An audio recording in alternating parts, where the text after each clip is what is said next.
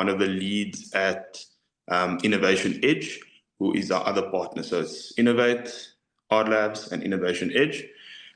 Art Labs is a sort of pan-African, global now actually, social enterprise, with Marlon being the founder. We are very grateful that he's, and it's really a privilege also for me to be able to work alongside Marlon, and to also be, do these sessions with him himself. Considering how busy he is, this is obviously very important to him, and he's really kind of prioritized this initiative. And then we've been working closely with Innovation Edge, which is an impact investor in Cape Town. That was also one of the co-funders of this initiative. So yeah, I think Marlon, Ruben, if you maybe just want to do a hello, how's it? And then we can hand over to Marlon to start. Thanks for that, Chad. So hi everyone.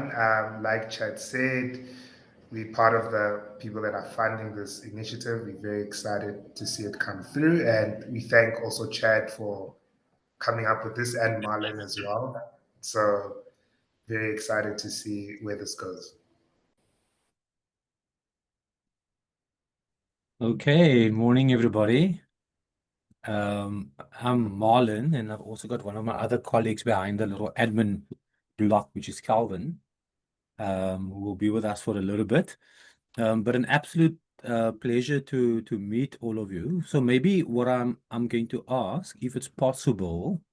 Now I know not everybody's able to put their videos on, and I can appreciate that, and perhaps maybe just to give you some background. Over the next kind of couple of weeks, we're specifically going to be focusing around thinking about the business side of things. I mean, all of you are medical doctors, so you should know that side of the world quite well. Unfortunately, I'm not going to take you through a couple of years. We only need 2-3 weeks on the business side of things. But maybe just before we what I thought would be helpful is if we can quickly, and when I say quickly, I mean quickly, so you don't have to give your whole life story or your resume. For those that are on the call, if you could really just briefly introduce yourself and maybe just tell us where you located, right? Your location. And normally, from an Art Labs perspective, we love getting people to kind of give yourself a bit of a rating. How you feel between 1 and 10. So I absolutely feel like a 10. And I'm extremely excited, and knowing that today, the 15th of July, is going to be it's a defining date for many of us. So I'm really, really excited about that. And of course, I'm Cape Town based. But yeah, so that's me. So I don't know who wants to go next, and we're just gonna. What you could do is you could, or I'll tag someone, and then we just want to have everybody just quickly introduce themselves. But again, don't give your life story. We'll get to that part, eh? Don't have to tell us what you had for breakfast or what you ate for dinner. Just who you are and where you're from. Is that okay? It looks like Ashley is ready to go for it. So Ashley, I'm gonna just hand over to you. Hi, yes. Hi, Marlon. My name is Ashley Taylor, and I'm currently living in Cape Town. Nice. Anybody can go after that. Thanks, Ashley.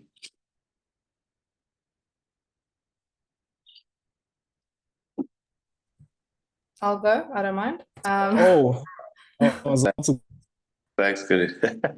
Okay. Cornelia, do you want to go, or you can go after me? After you. I'm Karina. I'm 1 year post-comserve. I'm based in Cape Town.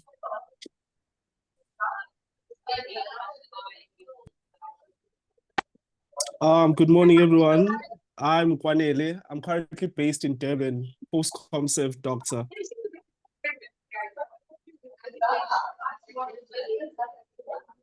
Mikhail, you can go. How's it, guys? My name's Mikhail Gerland, originally from Cape Town. I'm living in Nice at the moment. Rating of 6 out of 10 as I'm just recovering from a bit of a illness. It's good to be here. 6 out of 10. Yes, yeah. Fine, we'll get you to 8 at least. Anyone else want to go next? Yes, I will go. Hi, everyone. My name is Happiness. I'm currently post-com serve. I'm based in Pretoria. I think I'll give myself an 8.5. There we go. Thank you. Thanks. Thanks, Happiness. Hello, Morning. Hi, everyone. everyone. You? Sorry, competing here, eh? Go for it. All right, I'm Tylen. I'm currently based in Durban. Yeah, and I think I'll give myself a 10 out of 10 like Marlon, eh? How are you, Tyler? Good to see you again, Ah, brother. good, man. Good, good. Tegan, you can go. Morning, everyone. I'm Snazo Dinga. I'm currently based in Harding.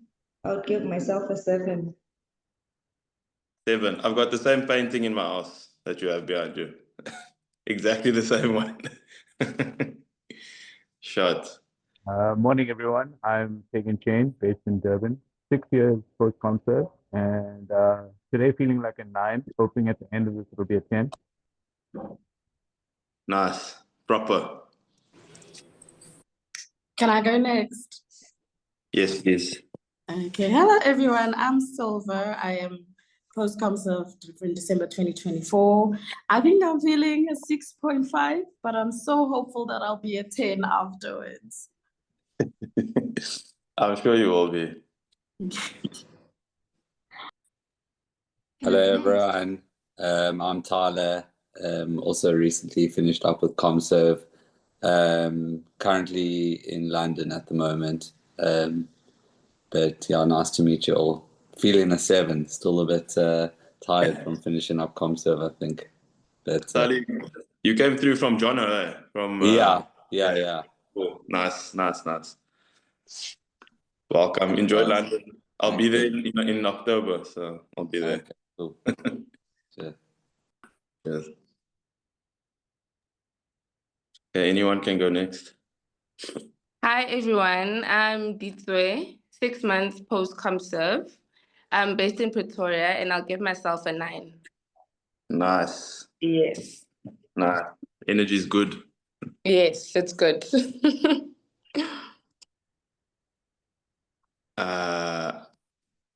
Cassandra, maybe? Hi, morning. I'm Cassandra. I'm from Joburg. I'm also a post-com serve last year, and I'm feeling a 7. Nice. Who can we ask? Who wants to go? Anyone want to go? Hi everyone, I'm Selen. I am joining from work, so I'll be in and out a bit. Sorry for that, in between patients. But I am 5 years post-com serve and based in Pretoria. Nice. Is that an N95 you have on? Yes, it is. I have little kids, so I'm a bit okay. in. That's fair. Sorry. Who did I cut off now? No, it's me. Hi. Sorry. I'm Bianca. I'm actually also just post-com serve last year. I'm also joining kind of from work. I've got some clients that I might need to walk in and out of, but I'm super excited. I'm at about I would say a 7.5 today. Yeah. Hi everyone. 10.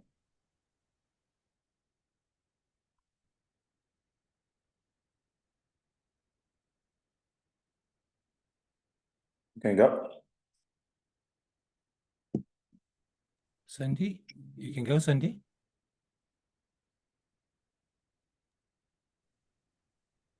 Hi, sorry, I think I just had an issue with my network.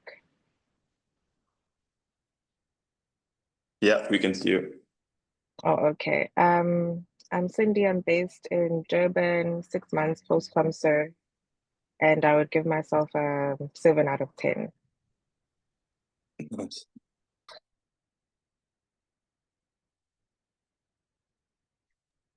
So who are we still missing? Oh, and I think there's Salim, there's Raul, No, we must still go. Christelle. Morning. All right, I'm Christelle. I am in Tabazimbi in Limpopo, and yeah, I'll give myself a 8. Nice. 8 proper. I'm also on an 8 today. Hi, morning everyone. Hey, Rob. Raoul. I'm based in Durban. I'd probably give myself a 7 at the moment. Also post-ComSA. Nice. Hey, Salim.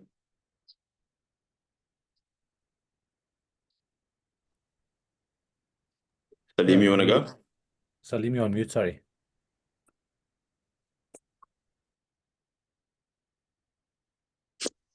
Morning, everyone. Morning, Salim. I'm Salim. I'm also just recently post-ComServe. Currently between Port Elizabeth and Bloemfontein. I'd rate myself maybe a 9.5 out of 10 today. Nice.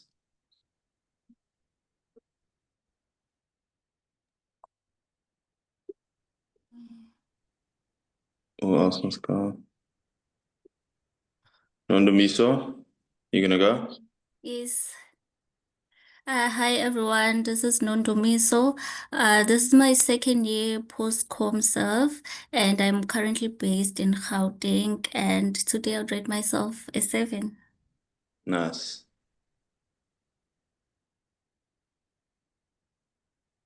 Hi guys. Hi, I am Bonga Triba. 4 years post-ComServe, based in Mthatha currently. Today is a good day. I got myself a 9. Oh, nice.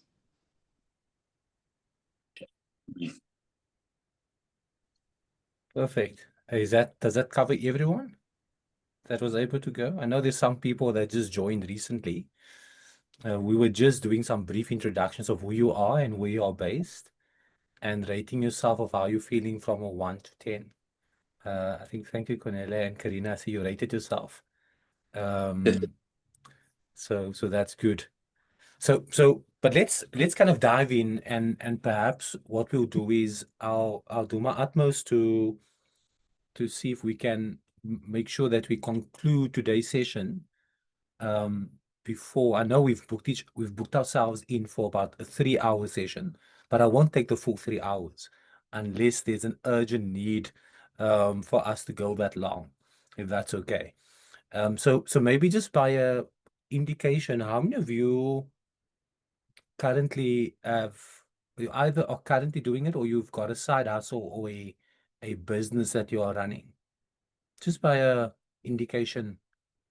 Doesn't have to be within healthcare. It could be something else. At least legal business. Let me reframe. It must be a legal business. So we don't want to know about the illegal stuff. So I don't know if happiness, if that thumbs up was for the illegal business or for the business. But just to see how many of you actually run a business, or you okay, I see there's a few thumbs up and thumbs down, and I don't need the thumbs, Karina. The thumbs down, I mean, you got a business on the side, but it's not going the way you want it to go. Okay, there's a few of you that actually are currently, which is very good. I tell you, Marlon, doctors they entrepreneurs by nature, man. I'm telling you. The system, sure. the system made them forget. No, for sure. So what we're going to be doing today is, like I've mentioned, for the next couple of weeks, we're going to be focusing on really deep diving on thinking about the entrepreneurial journey. And for a lot of the things that we're going to do, for some of it, you might say, but I actually know this stuff, which is good. But for others, it might be a little bit different, right? It might just be where certain people need to just get a bit of a reminder or refresher. So I'm going to share some slides, and I know these slides are available for you on the LMS. And what we will do is we'll share all the things with you, all the links, in the community groups that you're in. And part of what we want to do is we want to make sure that again, we are purely here to kind of support you on the journey. So I'm gonna try and share my screen. If you do see something proper, then it's my screen. If it's something that is not proper, then it's Chad's screen. Yeah? So hopefully you can see something. If it's proper, then just give me an indication, and then it's me. If it's not proper, okay, then it's Chad. Okay, so it's my screen. Okay, that's good. Okay, yes, yeah. So one of the things, and maybe just kind of quickly, I think we did. I want to kind of talk really today about customer. Understanding your customer, and many times for those of us that has run a business or running businesses on the side, or we started something, we always forget the importance of focusing on the customer. And there's a reason why I want to bring that up today. And I think it's something that every single one of us, irrespective of what business we run, we can actually, the more you understand your customer, the better you're going to be positioned to serve the customer, right? And that is going to be something that I think it's very, very important. So just as a matter of interest, let's first start with those of you that are running your business, right? And maybe let me just quickly give you, I know you know, as medical doctors, there needs to be some level of an agenda. There's your agenda, okay?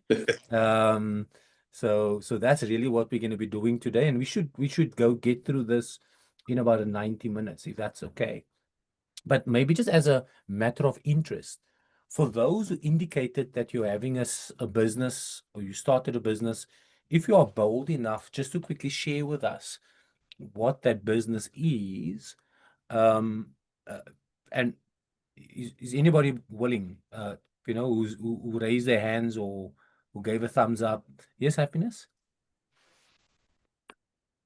So I completed my ComServe at the end of December 2024. I think around April. So I was a bit unemployed from December until April. I was doing locums here and there, but then at the beginning of April, I decided that I might start a practice, a GP practice. I had an OB/GYN who came through and was like, hey, I have this space I was previously using, but I'm currently moving to a Mediclinic, so the space is available if you want to use it, and you can come through for assisting in theater as well to make a little bit of profit, a bit of money to be able to pay the rent. So I did start the practice. To tell you the truth, it was not easy. It's still not easy, because I think as a doctor, you're more focused with giving services to the patient, looking after the patient, but you never understand the business aspect of it as to how much is needed, how much do I need to spend, the equipment that I need to actually acquire to be able to run the practice. Yeah. And I think also nobody even prepares you that there are certain costs that you're going to endure when you're opening up a practice. Like you need to do dispensing costs, all those things come with a cost that you didn't really think through, or you didn't even anticipate having. So yeah, that's basically what I've been doing at the moment, and having to market the business and getting patients in this. Actually, right now there's a huge, almost every corner, everybody's opening a practice. So you have to be different from everybody, because you can't just be another GP added on the list in that area. So you have to actually be able to draw in you have to have your own target market as to how do you draw them in. I think those are some of the things that I was not prepared for. I just thought I'll open a practice and everybody will just flow in and people will see it. It was for me. I had to go, like I would go a whole week and there's only one patient that came through. Yeah. So yeah. So yeah, that has been Thank you. Thank you, Happiness. Thank you for sharing your experience. And so Happiness, if I have to ask you, who is your customer? So depend on the market that I have been looking at. I'm based in Pretoria. There's a lot of universities and colleges around. So I think my target market is mainly the young women around. So I love Ops and Gahini. So I think I went with the route as to going through with having young ladies come through like with birth control, and so I'm more on that target group of Okay. Like a women's health focus. Yes, basically. Okay, thank you. So there's a reason for asking that, and we'll get back to that. Thank you so much for sharing, Happiness. Is there anybody on the call that said they got a business but is non-health related? If you could just quickly share what that business is, and there's a reason for asking the question. I'm happy to go ahead. Yeah, sure. I Please. don't know if I would call it a business yet, but I've been working on trying to start a business with a friend of mine who's also a doctor, and we decided to start a health and wellness app, which obviously is still, when I say it's not really a business yet, because it's still probably in quite early stages. But it's been interesting navigating a different space, dealing with developers, trying to arrange meetings with other businesses, pitching them our product to see how we could work with them. It's all quite interesting, and it's something different that obviously we used to, and it comes with a different mindset. I think the pace is different, the day to day, but at the moment it's still a bit of a side hustle for now. And I think if I had to say our customers, it would be more, which is different slightly to like, a hospital-based system or a GP practice. We're looking for, 25 to 45-year-old people who are interested in fitness and exercise and seeing how that could improve their lives. So it's a slightly different approach, as people more taking a proactive stance than people seeking healthcare to what we usually used to. Yeah. Okay. Brilliant. Can I ask, Mona, can I just ask something quickly there on those two? So just a comment. So I don't know if you think about it, like if you look at what medicine was like, failing was not an option in that medicine sphere. When we were going through med school, you failed one exam, you kind of had to start everything over again. And from an entrepreneurial point of view, it's the opposite. You kind of have to move in a way that the faster you fail and you expose yourself to things that you don't necessarily know, the faster you'll kind of evolve. So it's such a big mindset shift from medicine, which is quite, we were cream of the crop and whatever, whereas it's a bit more rough and tumble on the entrepreneurship side. So I think to both of you guys that made those comments now, I think that's what I love to hear also. Like, it's super exciting for me to hear doctors are kind of stepping out and thinking a bit out of the box. No, thanks, Chad. And maybe is there one more that raised that is non-health or wellness related, which is completely it's completely out of your. Maybe one of you is a DJ or a music producer or something. or selling fast foods. Yeah, anything. You create your patients. Anyone else that maybe just quickly? And thank you, Tyler, for sharing that. Go. Yeah, go for it, Mikael. So I do also have something that is wellness related. That's fine. It's massage and body work and yoga. But then that is wellness related. So I can speak about another project I'm starting to work on, or should I talk about that one? No. Go for that one, but just tell us who's your customer. I just want to know who the customer is. Yeah. So my customer, I haven't created a perfect avatar yet, but I guess it's people who are open to holistic health and healing, people that are open to body work, so massage, liquid body work, energy healing.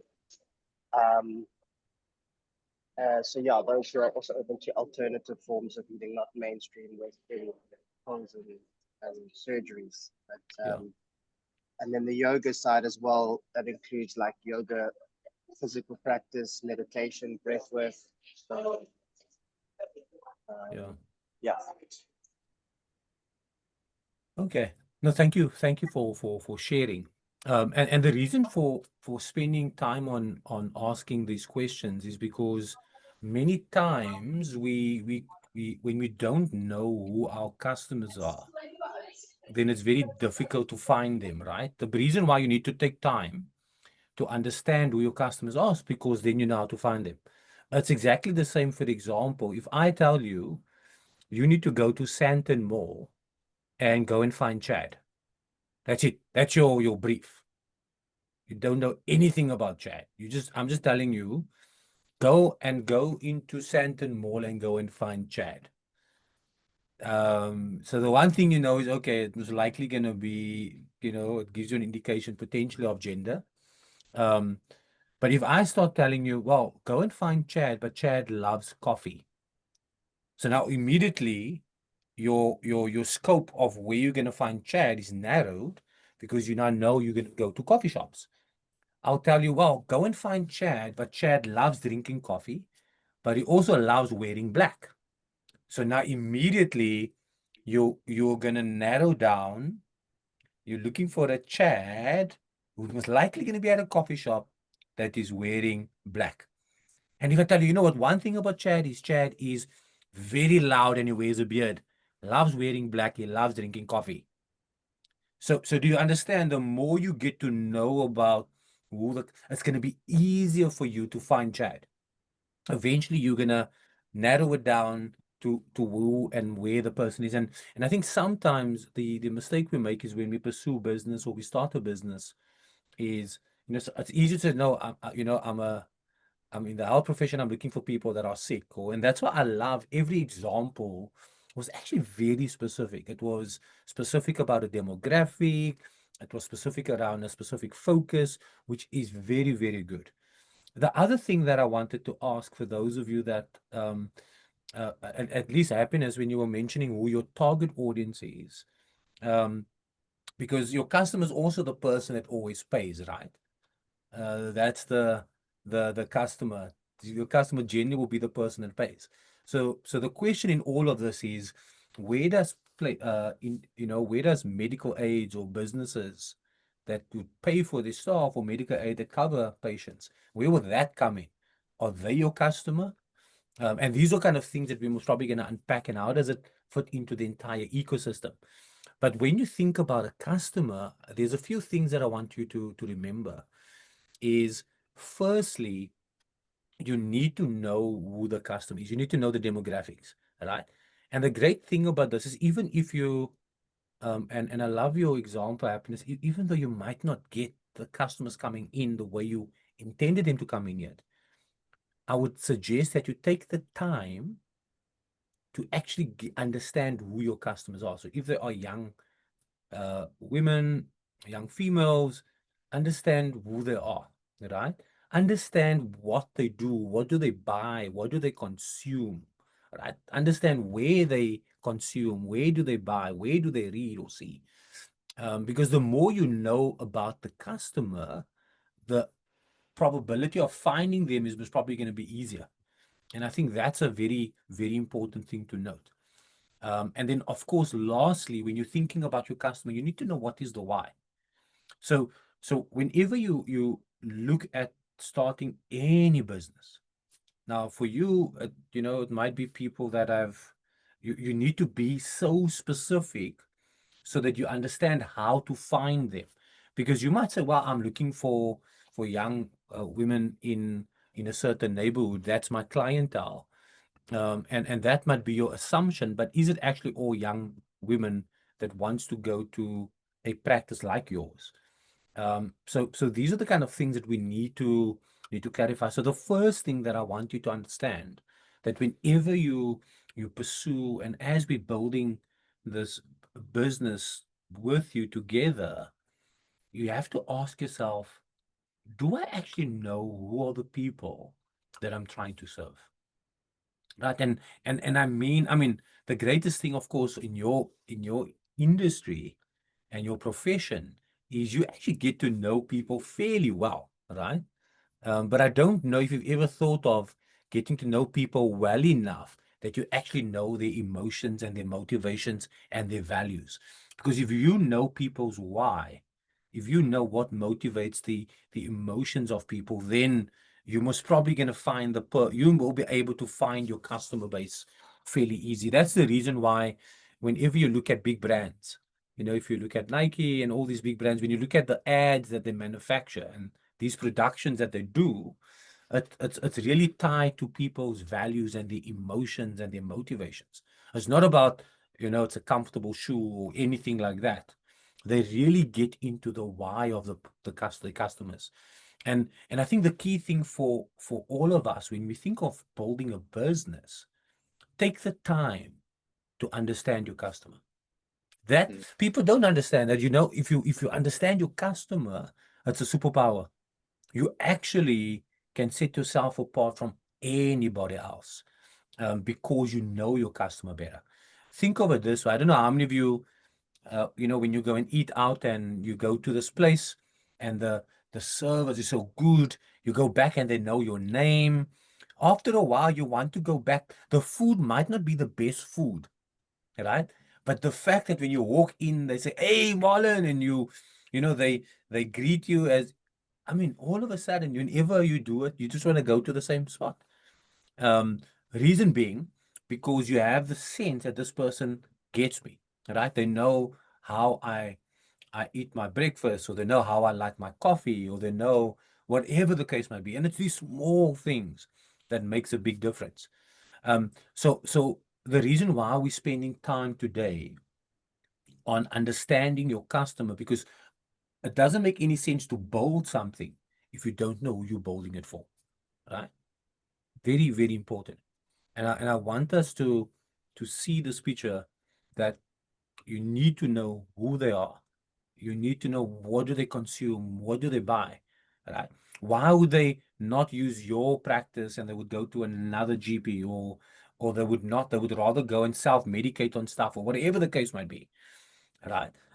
Where do they spend most of their time consuming, or where do they buy most of the time? You know, where do they spend their time? Are they on TikTok? Are they on whatever the case might be? And then also getting to that sense and that place where you know the emotions, what drives them. So understanding your customer is the first thing that I want to start off with. And if you, and this should be easier for everybody here on this call, because technically my understanding, and I mean, I haven't done medicine. So I haven't done what you've done. One of your key professions is to understand the person, right? At least their well-being. So I don't know if there's maybe just any questions or comments or thoughts before we proceed, because I want you to see the picture that whatever we're going to do, it's always going to come back to, do you know who's your customer? Now, remember, we look at patients as being one subset of a customer, but there's other subsets of customers as well, which we're going to talk about later. Like I've mentioned, you know, if, for example, you are doing and you're rendering a service to a small business who want to make sure that their staff have access to healthcare, that's another customer. The customer is not the patient. The customer is the business. So do you understand? You know, so we're gonna spend some time deep diving into some of these areas, but I just wanted to make sure that we start off by the realization of the importance of understanding who your customers are.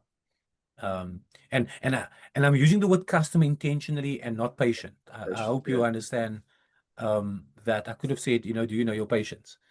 But I'm specifically using the word customer because a patient might not always be your customer.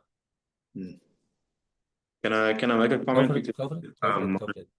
So I think also for context and for you guys to think about it quite a bit, if you guys think about what you experienced during med school internship and ComServe, the public sector reality, it didn't really always open up the opportunity for you to think of the patient as a customer, because there were other pressures, like, you know, there's just in state there's just too many patients, there's just too few doctors, there's just sort of consistent frustrations with equipment and all these things, right? So those are system failures that you as the clinician in the context of public sector work, your role was to see the patient, right?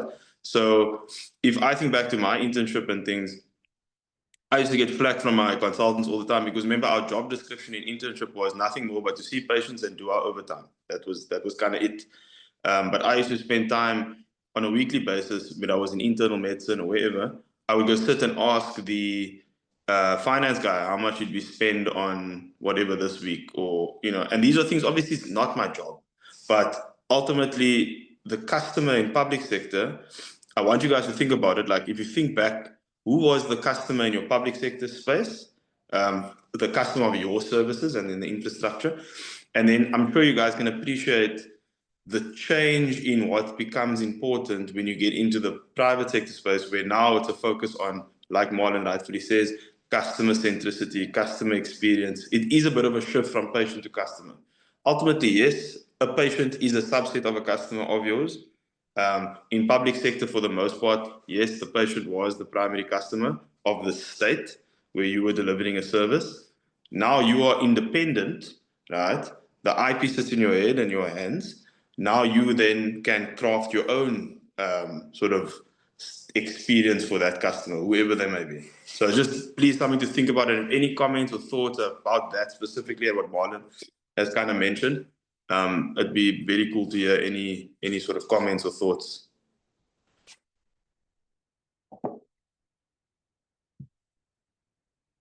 Thank you, Chad. So I don't know if there's anybody that maybe just want to have a comment. You can also drop your comments in the chat if you don't want to unmute yourself. You're also welcome to do that, and then we'll just kind of take it from there. But the first step is really understanding your customer. Now for maybe just to kind of give you some indication of why this is so important. There's a interesting concept which was developed by a guy by the name of Steve Blank, who's big in Silicon Valley, big investor, supported a lot of big technology businesses.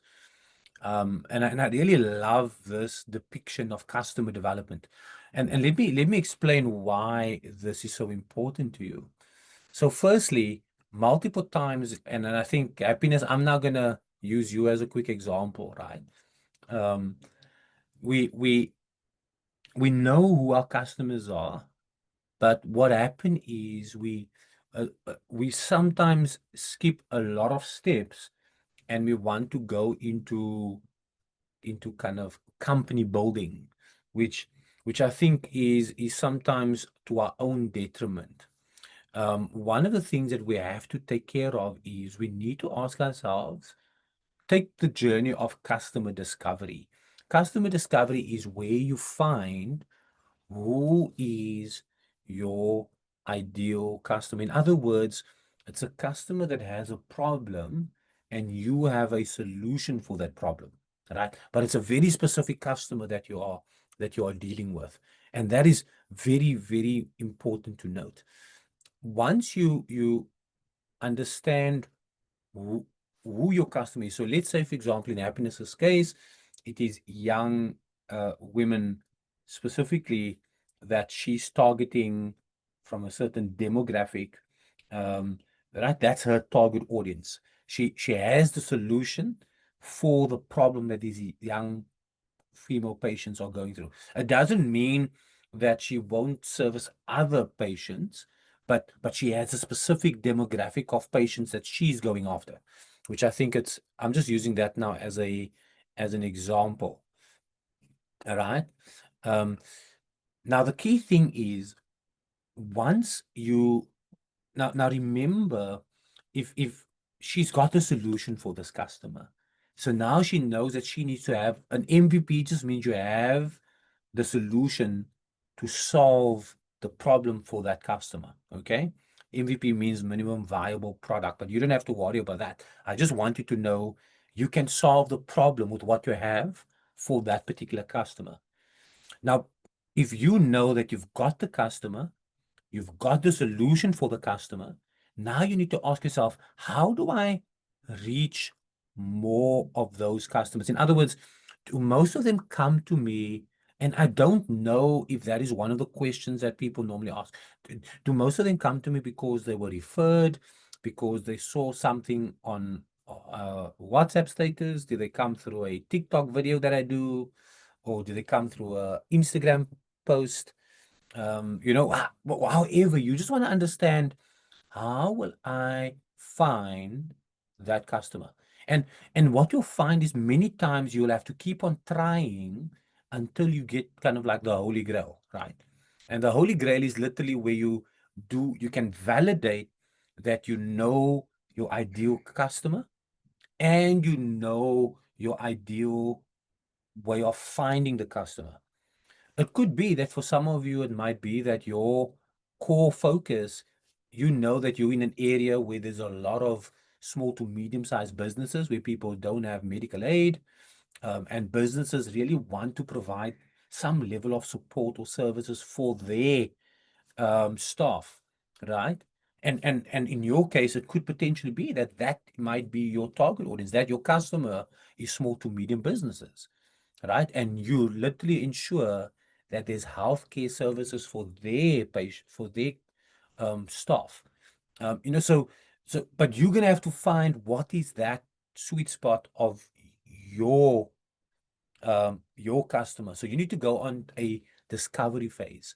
And I really want to encourage everybody that when you are building a business, right? And yes, it might not quite work. It will never work out the way you always see it in your head in the beginning, and that's okay. You should keep on discovering and trying until you can validate who is your customer. Now, there's one thing that I want you to understand. So if you look at this little diagram, customer discovery is where it starts. Once you've validated who your customer is, now you need to ask yourself, okay, whenever I do this, I always get my customer.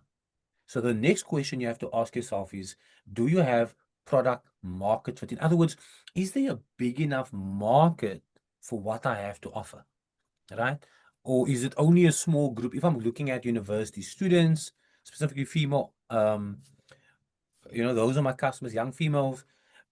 How big is that market for me, right? Does it mean that I can render the same? Is there TVET colleges around? Is there young professionals around? And so the product market fit simply means that I now know who my customer is, and the market is big enough for me to actually build a business from it. And once you know who your market is, now you begin to set up your business model, right? Now you begin to set up your business model. And I think that's the important part, right? Your business model simply means you now know how to put all of these things together to service that market. And then finally, you have what we would classify, then you begin to build up your sales and your marketing roadmap, which means you now know how to go after them. And we're going to look at that most likely on Friday. So this is important. Every business, you have to start with customer discovery. Then you go and validate who your customers are, which means that whenever you do the same thing, you're always going to get the same customer or type of customer. And then you go into what they call customer creation and company building, which means now you begin to build systems and things to build your business because you know exactly who you're going after. And here I've got some news for you though. Sometimes customer discovery and customer validation can take up to 2 years, right? So if you've tried to build a business or tried to do something and it's been, you know, you find yourself, it seems to be taking longer than normal. Most businesses, customer discovery and customer validation, that phase alone will take up to 2 years, right? Sometimes even longer. I remember an amazing story of when McDonald's wanted to launch in India. And I remember engaging with the guys, and they said that McDonald's took 10 years before they rolled out their first store in India. 10 years, right? They took 10 years before they rolled out their first store. And the reason for that was they understood that their product offering was very different to the Indian market. So they had to change their offering. They had to change a lot of those kind of things. So I think it's important for you to know that And of course, now McDonald's in India was one of the fastest growing fast food businesses in the sector. So I think it's important that you take the time from a customer discovery and customer validation perspective. Very, very important. So maybe there's any questions or anything that anybody wants to add, but I want to highlight the importance thereof, right? That take the time to know your customers are, because that's where the value is. And if you want to set yourself apart from anybody else, be the one that knows your customer better than anybody else. Any questions quickly? Go for the chat. Want to add something? No, I'm just seeing Precious' comments here in the chat. She's saying she never, the customer the patient might not be your only customer, and she never thought of it like that. And I think ultimately what's going to happen as we go through this and you guys engage with it more. So I see things, I think, in doctors and in individuals that I think maybe the doctors don't even see it. And all these ideas are going to break down some framings in your head, which is ultimately going to open up your mind to seeing new opportunities and new ways to do things. And I think that's what Marlon's kind of also pushing you with this discovery process, because through the discovery, you're going to sit back one and be like, yo, why did I never think of that? That's going to happen so many times as we go through this. From my side as a clinician turned entrepreneur, for me, it was a case of, and I'm going to use my example now. You guys can, you already got your own, but even at med school, I identified a customer. I started my first business in med school. And please don't judge me. Please, it's a closed forum. It's a safe space. So in med school, for example, there was a massive issue with Ritalin, where too many students were sort of using it. They were sort of almost addicted to it. I had friends who got very ill because of Ritalin from studying and so on.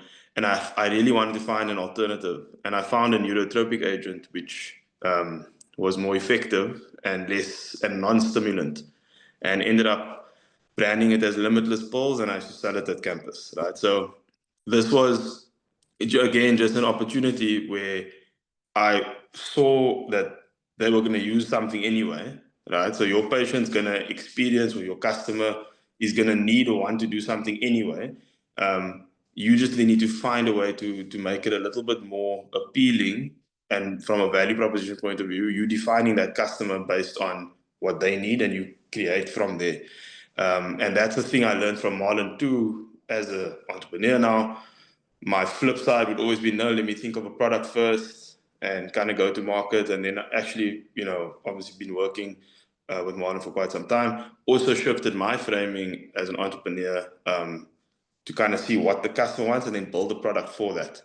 So I think as we go through it, please keep that mind open. Think back to things that you experienced, like maybe you saw while you were working in the GP practice or in the public sector, or even wherever you were. Think back and think a moment where you're like, but who was the actual customer there? And the beauty of medicine and clinical medicine is that you guys doctors all have this incredible framework or approach to things. And that exact same framework you can apply in your customer development, in your product development, etc. So it's awesome to read some of the comments. If anyone has if you want to say anything or comment on it. Isishle saying, how do you mold a customer when your GP or locum practice is sort of second option? When my GP, quite a bit to think about, and you guys are going to ultimately define things. Because this model, we'll get into a bit more of the practical stuff, is there's two different customers, right? They're selling to an existing market and then your own patients. Yeah. So that's really and what we're gonna do is we're gonna get into unpacking some of these things. And Happiness, I see your hand. I'll come to you now. I see there's the how would it work to consider the Department of Health as a customer? Now again, when we meet Friday, we're going to talk about customer segmentation. In other words, if the Department of Health is a customer segment that you're going after, then it means your customer, you're basically a B2G. In other words, you're a business selling to government, which means you need to have the infrastructure in place to service a government customer, which means you need to understand that it's going to be either through tenders or long lead times for payments. So you'll have to build your business operations to service a government customer. The mistake a lot of entrepreneurs make is they're like, oh no, I'm seeing individuals, but I'm also gonna be the Department of Health. Sometimes your back office, your operational mechanism cannot support both type of customer segments. It also means that someone that sells to the Department of Health is a very different person that sells to the Department of Health that goes and sells to a small business or to a corporate client. So therefore, if your goal is the Department of Health is my customer, then it means you need to have someone that speaks the language of the Department of Health, right? That knows how these systems operate and understand how you can sell your offering to the Department of Health. My advice always to a lot of early stage businesses is don't go after government first. If you just for your own sanity. And I mean, I sit on the board of one of the local hospitals. Just for your own sanity, always try and build your business operations in a way that when the time is right, you can now begin to go and offer your service to the Department of Health. But it doesn't mean that you cannot see them as a potential client base. The other thing, by the way, that a lot of entrepreneurs don't know, there's a number of, and I mean, you briefly met with, I mean, Ruben briefly introduced himself, and I mean, Innovation Edge does incredible work in early childhood development work. And what we don't understand is sometimes there are development agencies or impact funders that could actually be your customer, right? For example, there's an impact funder that's specifically looking at, can we provide healthcare services for people so that it will help them to get jobs better? So for example, is there anything that if you can take care of their health and make sure that their health is in order, it means that they have an opportunity not to lose this opportunity for earnings. So sometimes a impact partner or impact funder could actually be someone that you could work with and say, you know what, that would be your customer, your client base that you're positioning and creating a value proposition for, because it serves their mandate. And that is the reason why I was very intentional using the word customer and not specifically patients, because the minute we say patients, then we narrow who our potential. And yes, you will see patients and service patients, but it doesn't necessarily mean that the patient is the actual customer. I hope we see that picture. And I know there was also a comment, how do you then mold a customer when your GP or locum place is sort of second option, when my GP is out of town? Now this is the amazing thing, right? So if you're the second option, am I reading that correctly? Is that what you're saying, right? That I'm basically, I'm the alternative, right? So yeah, okay. So that's a very easy thing to solve. It's a very easy thing to solve. If your quality and your relationship with that customer is of such a magnitude that they would choose you to be the first, with that, it's really just a customer experience, right? So how do you ensure that? And I think sometimes what we miss is the customer experience starts from the time they make the call or make the booking, when they walk into the door. So it just means, and I know for how do you curate that experience, you use the mold, that when the person, even when they come into the door, they already have the experience. The experience is not when they spend a couple couple of minutes with you. But the experience is when they come in, the way they are welcomed, the way so all of these little things are things that you can do. Once you have that person in through the doors, or you have an opportunity to engage them, how do you make sure that the experience for the customer becomes one that they would like, wow, I can't wait to go back, right? And so it does mean you have to design that. Now, I know that in many cases there is a relational thing where some has been with a doctor for a long time and all of those kind of things. But yeah, this is really just a quick just to kind of add to that.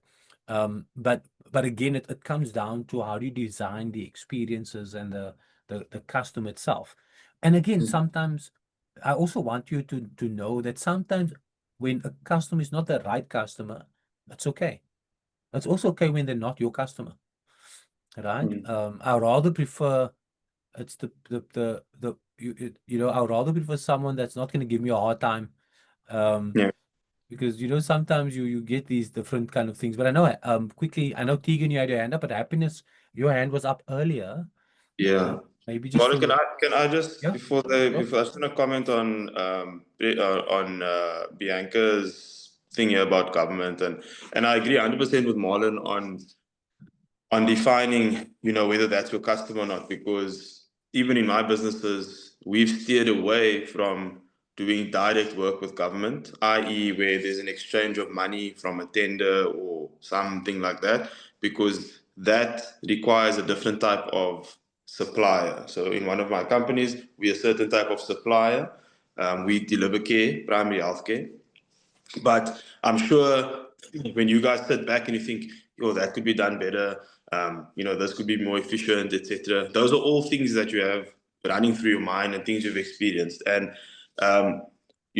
what you end up doing if you've defined who your customer is, like I know, right? I see some comments about NHI and all these things. We can get into some detail on that because we work very closely at a sort of NHI level with Department of Health and the people running working through it. We've etc. So there's a lot of mechanistic stuff behind us as doctors at the front line seeing patients. There's a lot of mechanistic stuff that comes into play before you can actually participate. So actually, this process we're going through now is preparing you guys perfectly for NHI. And in my One Healthcare business, we've built our care delivery model around what NHI kind of represents, which is it rewards, the system rewards two things: customer centricity, so they're going to rate it on customer experience, and the basket of services you can offer. So if you think of those two things, the delivery mechanism, the only thing that it requires when NHI comes, which it is coming, the main thing is not trying to eradicate private healthcare per se. We as GPs are in the perfect position from an NHI point of view. It is the foundation of the NHI. And as soon as you can define your service offering and position yourself over the next few years in the market, you'll do very well with NHI because it's going to reward the number of patients you have on your own book, the number of the basket of care you can deliver. So even with virtual care, for example, point of care ultrasound, for example, we have arrangements. It's not formalized, it's not on paper, but we've got arrangements with certain care delivery or clinics, public clinics in certain regions where because of, again, if you go the traditional route of saying I'm tendering to government, it's a long story, but you can do deals with them to allow patients. We call it decanting. So you decant patients from state to private, and those are opportunities that we'll explore as we go. And obviously, you guys have full access to me if these opportunities come into play. So you as the entrepreneur, you can go do deals, guys. You just need to be very strategic and smart about it. And sometimes going the sort of the big shot stuff might not be as effective for who your actual customer is. So Like we offer virtual care services to some patients who are sitting in a EC for 12 hours who don't have to be there. And we do deals with those patients, etc., etc. So again, it's just about access and breaking down a barrier and coming up with a solution to what that customer, that patient wants right there and then. Yeah. And again, I think, thank you, Chad, and that's the reason why it's so important to know who the customers are, right? There's some industries where they just need a health check done, or, you know, where, and these companies do kind of like hundreds of people at a time, you know. So you literally, once you kind of begin to understand who these type of partners are or customers are, and I think sometimes we've looked at it through a different lens, and that's why what we're trying to structure for you is to understand that as an entrepreneur, I mean a health entrepreneur, as you're building a business that's servicing, you know, exactly what your profession is about, but also how do you ensure that what you know and what value you bring can be segmented specifically for a certain target audience. And we'll unpack more about when we think about your customers and unpacking that when we do the business model canvas on Thursday. Thank you, Tegan, for the reminder. And we will definitely unpack and show you how you do segmentation. Sorry, Happiness, you had your hand up earlier. I don't know. Yes, thank you. So I think my question, I just wanted to ask in terms of the customer discovery and validation, as you had explained, it might actually take up to 2 years. So I wanted to ask if it's actually advisable to, so you have your own target market. I set up a certain age group of people that I'm going to deliver my services to. How do I go about it when building the brand and the business model to target that certain group, but also trying to not drive away other patients? Because, for instance, let me give you an example. When I opened the practice, I did this pamphlets so we were on the road with my secretary. We were giving out pamphlets to show that there's a new practice opening up, there's a sale, the price drop, and all of that. But then the pamphlet had like pink colors, and because I was trying to target women to attract that kind of customers. So I handed to a male patient. And then he was like, but this is, so you kind of thought, okay, clinic. Yeah. So how do you go about it, trying to build this business or trying to build a brand for a certain target market, but then also trying to also not drive away other patients or other. Good question, yeah. So I mean, how many of you, I don't know if you might know this. I'm going to tell you a quick story. How many of you have ever heard of a technology called Mixit? Can you just give me an indication? Some of you, if you've ever heard of Mixit or you use Mixit, am I taking you back to some of your? Our age was full. We were the early users of Mixit. You still remember your nick, nah? Angel Blue Eyes. Angel Blue Eyes.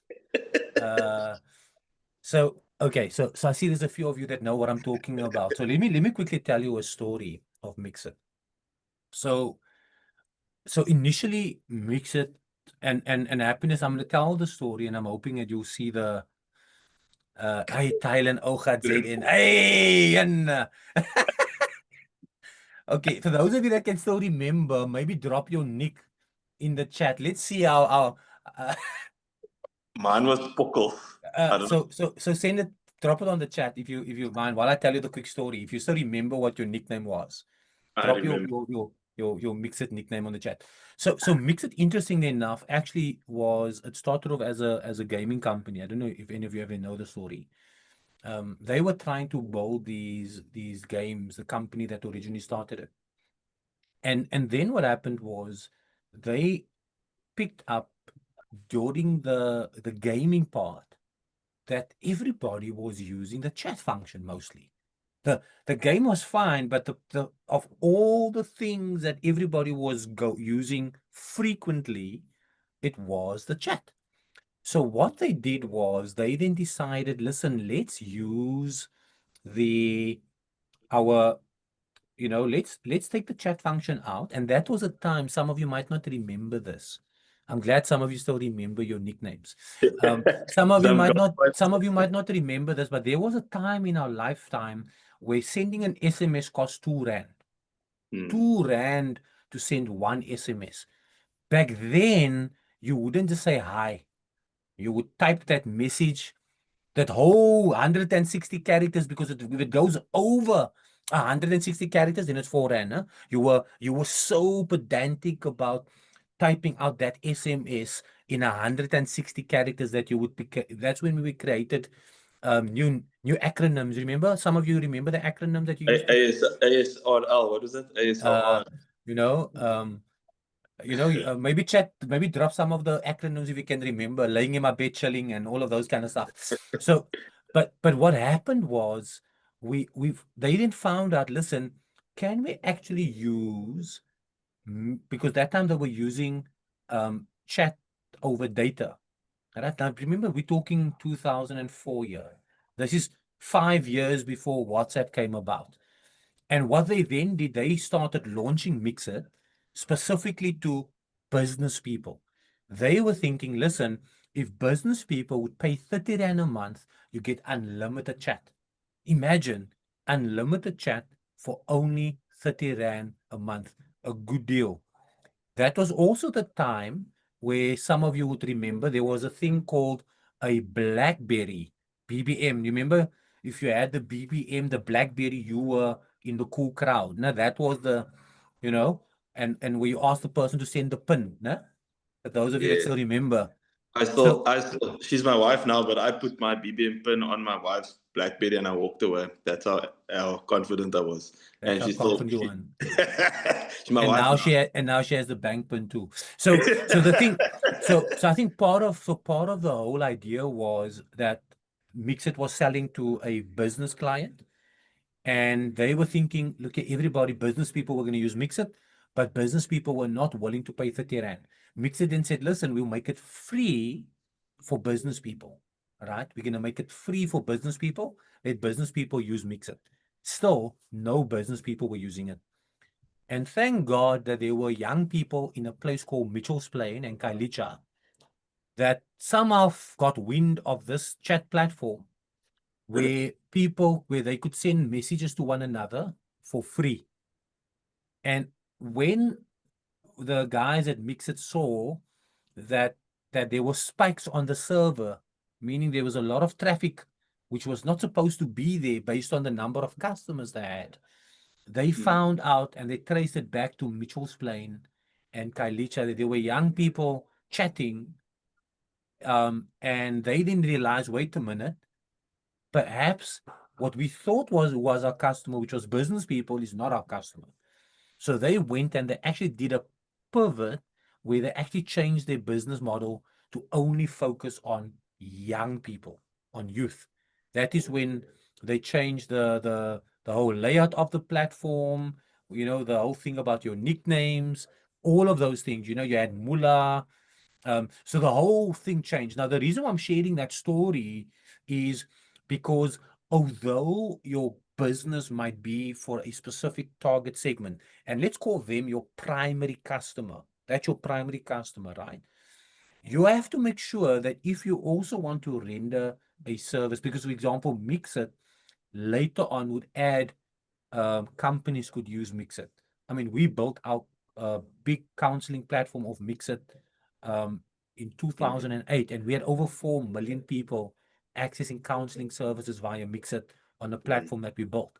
All right, so what happened is immediately Mixit needed to make sure that although the main target audience was youth eventually, they started creating opportunities for other customers to plug into the system and to use the system. So what I'm saying is, if young females and that is who your target audience is, and you're going to go aggressively for that, I think it's important that in your however you word or however you present things, you want to make sure that people understand, look here, it's also this, we can also service other particular patients or other customers as such.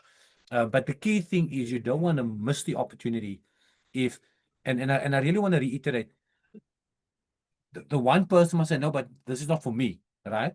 Even though you know that is a customer that you can service. What you have to do is, because you're in the customer discovery phase, am I willing to lose that potential person for 5 more or 10 more young females to come, right? So you really want to double down first on who your target audience is. And that is what Mixer did successfully. I'll talk about the detriment at another time, but what they did successfully was they really doubled down on who their target audience was, and that's why they were able to acquire over 60 million people in a very short space of time. All right. Now for you, I'm encouraging you to still double down on who your target audience is. All right. Make sure that you find the right tools or mechanism to make sure that you can get them in, because that's what you want to do. And yes, it might not necessarily mean, even though you want to service everybody else, and you will service everybody else, I don't think you should neglect the fact that you're going after a specific target audience. We live in a time and in a world now where niches is actually something that can set you apart massively, right? When you're a niche. You can't just go for everything. So what I'm saying niche is the fact that you're wanting to go after that specific target audience is not a bad thing. I think the main thing is really don't feel that you now have to completely change things around if it's because of someone that you know, but they feeling excluded. My encouragement would be focus on your main target audience. If what you've done is not working with your main target audience, then do change. That's what I'm trying to get to, right? Because eventually what happened with Mixit was eventually they would change. They would bring other customers in, but they basically were very strong on their core target audience, which was youth, of course, at the time. So hopefully that kind of give you some thoughts. And thank you. I'm glad to see that some of you still remember your nicknames. Right? I've got no clue what Muhammad just said there. LIMBL2M. Lying in my bed listening to music. Music. Ah, there we go. There we go. Hey. Okay. Any other questions? Tegan, I know you had your hand up. Okay. So what we're gonna do is yeah, Tegan. Yeah. Oh, it was just alluding to what you said earlier about, being the second option and things like that when it comes to customer acquisition and creating a customer experience that is fun. In my situation in particular, so I'm in the process of opening up a practice, and I don't mean to individualize it, but it's the comment that you would get. I've been going to this doctor in the area for 30 years, and like with the McDonald's model, you go to McDonald's because of their consistency. You're going to get the same Big Mac here as I would somewhere else, as opposed to getting a much better burger. But I don't want to lose that idea of he knows me for the last 30 years. He knows my family. So I'll remain at that mediocre level of care. How do we break through that thinking or how do we get the psychology to change? Yeah. Can I have a swing at that one, Marlon? Okay. So yeah, I think it's a very good question and it's a very important question. For me from my perspective, when I entered the market, so my vision in the context of Marlon's customer development story or roadmap was that I identified that one of the biggest gaps in sort of primary healthcare was a customer experience, technology, and sort of innovative ways that people can get access to care. Right, so that was sort of what I used as a defining sort of guideline. So when we went and created our care delivery business, which is a sort of hybrid care model, in person, very customer centric, beautiful setup. Rooms are beautiful in the locations right. Tech enabled. plus the virtual care side of it. We've created specific products in our care delivery model. That was my approach. But again, I took it from an approach of saying, I want to build scale, right? So that was from the beginning. I said, I want to scale a model. Knowing that it's going to take 3 to 5 years to build the foundation of what this model looks like and how I'm going to get that right. I didn't know at the time, but obviously it required funding, partners, strategy, all those things. But in this setting, let's say we're introducing this care delivery model to you. You're in the process of setting up your own thing. Perfect. We're going to add on our model, which is the virtual care and the focus, but ultimately we're hoping to be able to help you mold your business going forward. So you'd focus then on, from a experience point of view, so there's something called the spending hierarchy. I don't know if you've ever heard of it, but there's a spending hierarchy in South Africa where patients spend on certain things, right? And in the healthcare space, we've seen it ourselves.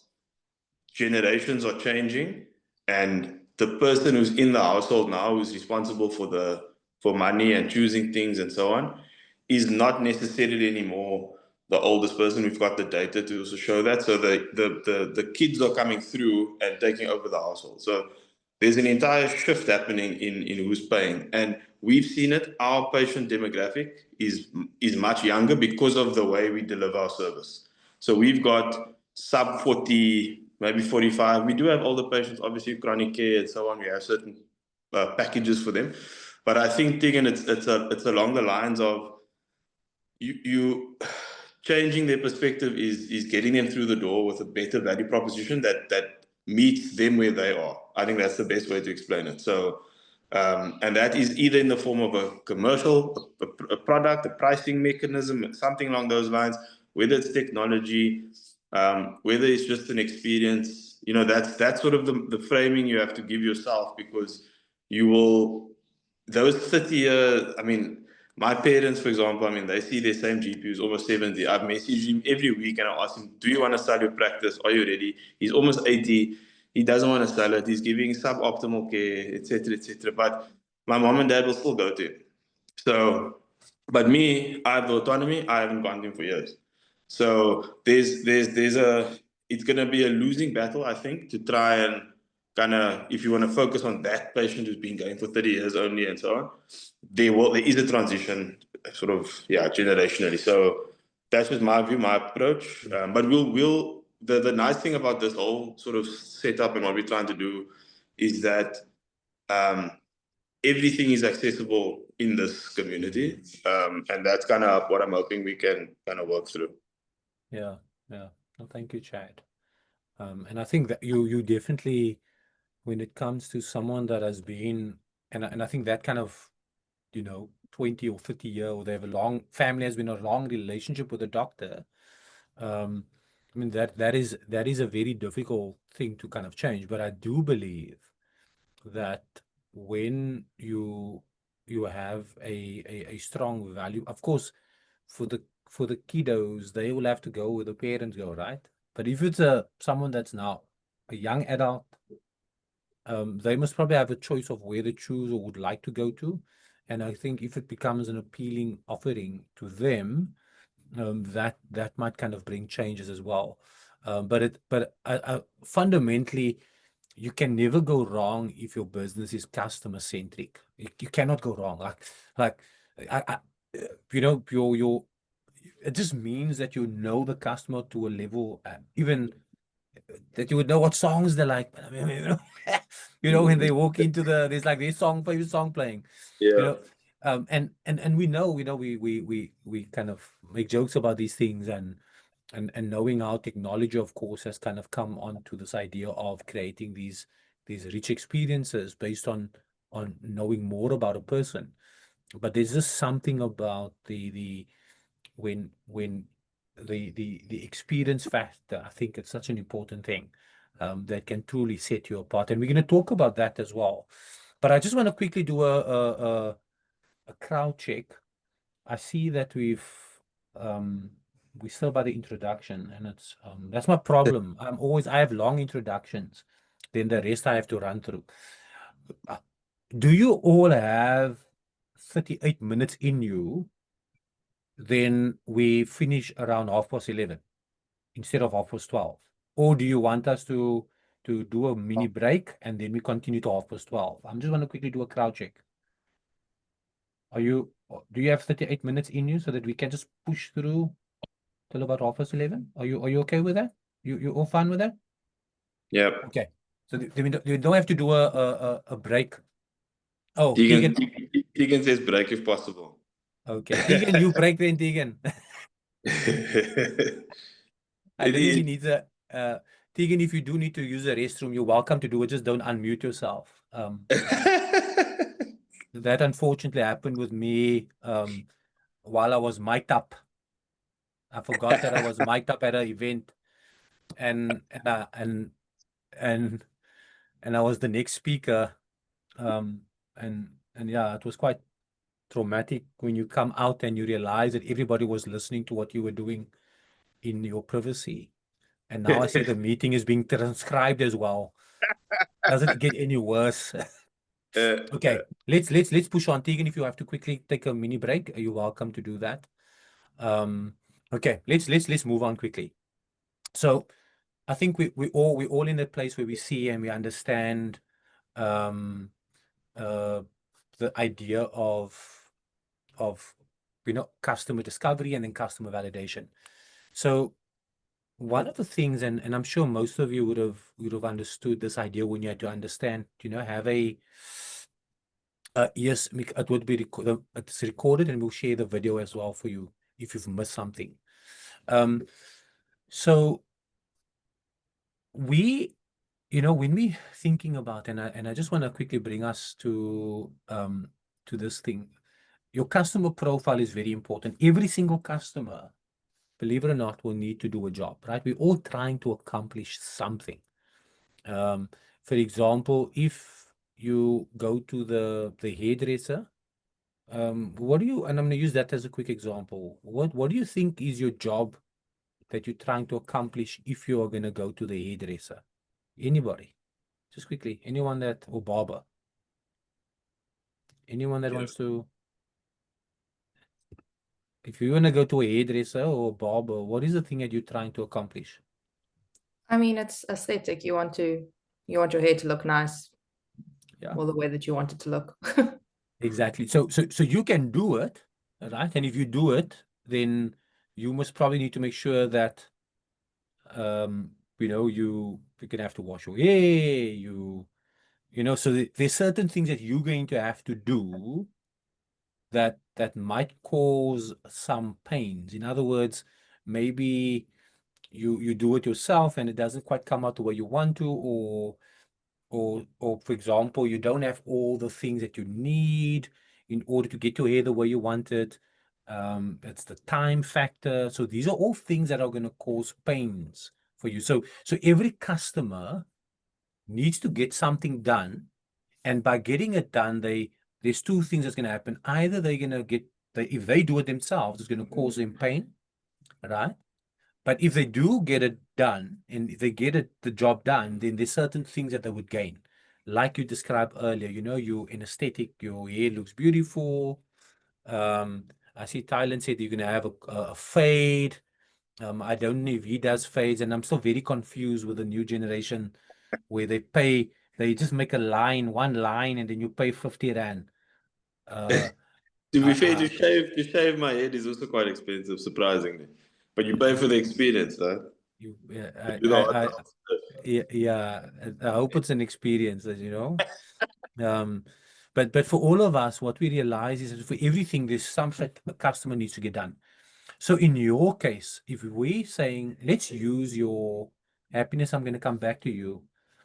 So you're talking about young females, right? So they want to make sure that they're healthy, that their health is important for multiple reasons, but also they're moving into the era of being young professionals. They can't, they students. So there's a whole range of things that you understand that time is a problem. They can't just, so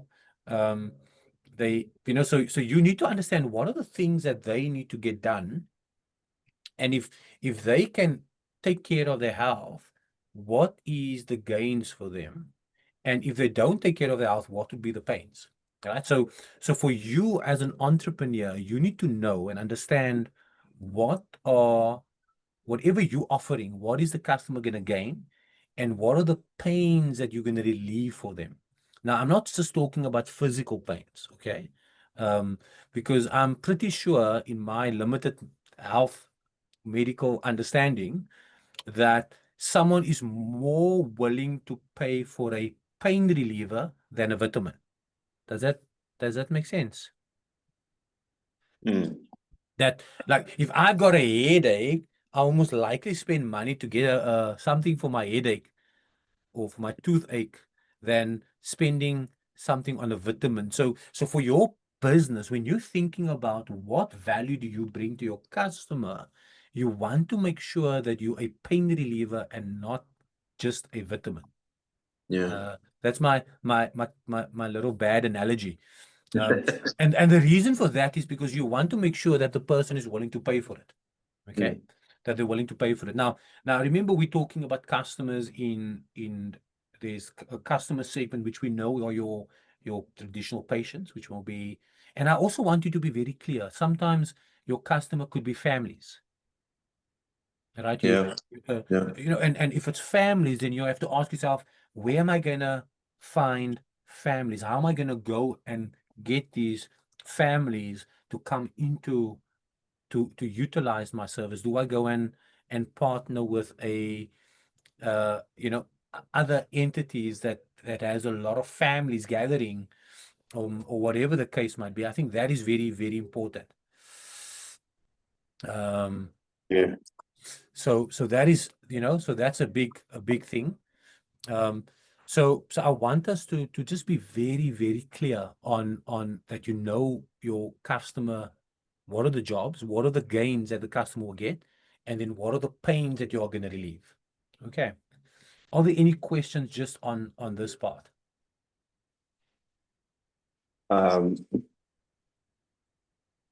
So yeah, something I wanted to say. So the customer, I think, Marlon, if you can maybe sort of add it also, there's also an expectation for the customer. So something is gonna have to happen for them to feel that they got what they wanted. And I think in the private health side of things, there's a strong tension between just giving the patient what they want, and then also being a doctor and kind of sometimes they're not going to always get exactly what they want. So like there's this, unfortunately, with the traditional GP side of things, we call them cookie cutters, where the customer, they come for a sick note, or they come for, they believe they must get antibiotics. My doctor gives me antibiotics, it makes me feel better, that type of thing. And sometimes you might find that challenging, especially if we're now looking at building out new care delivery models, where you need to find that balance between giving the customer really what they want and your autonomy as a clinician. And that's something interesting from an example point of view. In one of our products, we sell services to SMMEs, just like Marlon suggested as a customer could be. We created a product called Work Care, which is basically, which is something you guys are welcome to push also, but it's a SMME focused service where we contract with businesses, and they use the virtual care platform as the tool to deliver the care. So the employer or the employee pays for it, but long story short, they've got a direct care provider. But in that customer, so who's our customer there? Is it the staff member, or is it the owner of the business, right? And are we servicing the owner's requirements? And in that context, the owner needs their staff to be healthy. They need minimal sick leave days. They need their staff optimized. Or are we servicing the patient who, has various other psychosocial elements that come into play, that if you overtreat, they're going to have issues at work, etc. So if you think about your customer profile and who you're serving, it's very interesting, and that's also the unique opportunity is in defining who your customer is there and how you're going to service who the best. So I think that's wanted to add that it's such a unique model where I mean, I've had, obviously discussions with my doctors, and where it's a case of, but Chad, the patient was ill, they needed 5 days off. But then the boss of the company says, why did they get 5 days off? That we can't afford 5 days, etc. So I think your role as a clinician or a healthcare provider in the context of not patients, but in the context of serving customers, is going to also sort of spread or stretch your thinking a little bit with how you do things. I just wanted to add that. Sorry. No, thank you so much for that. So maybe just, I just want to quickly run through everything. And again, tomorrow we're going to dive into value proposition. But the reason why understanding your customer is so important, okay, is because if you know who your customers are, you know what pains they are going through, then you are able to carve out a value proposition for that particular customer.